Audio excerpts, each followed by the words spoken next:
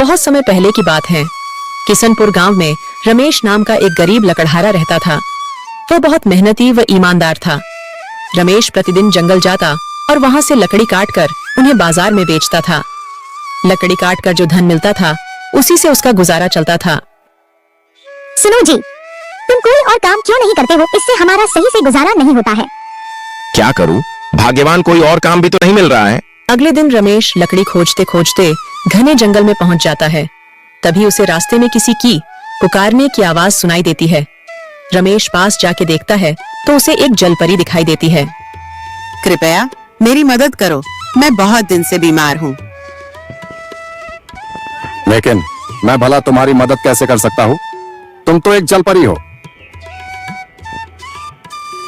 इसी जंगल कुछ मील दूर एक गुफा है। उस गुफा के अंदर एक जादुई गुलाब के फूल है। उसे लाकर मुझे दे दो, जिससे मैं ठीक हो जाऊंगी। रमेश जलपरी की बात मानकर उस जादुई गुलाब की तलाश में चल देता है। कुछ समय चलने के बाद वह उस गुफा के पास पहुंच जाता है। रमेश गुफा के अंदर जाता है। जैसे ही रमेश फूल तोड़ने वाला होता है तभी उसमें से एक जिन निकलता है। मूर्ख मानव, तुम यह जादुई फूल नहीं ले जा सकते जब तक तुम मेरे 2 प्रश्नों के उत्तर नहीं दे देते। यदि तुमने मेरे दोनों प्रश्न के उत्तर सही दिए तो तुम यह फूल ले जा सकते हो।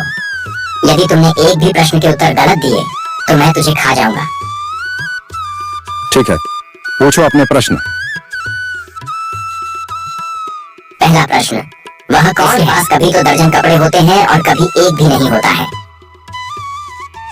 वॉशिंग मशीन है। कभी इसके पास ढेर कपड़े होते हैं और कभी एक भी नहीं होते। बिल्कुल सही उत्तर।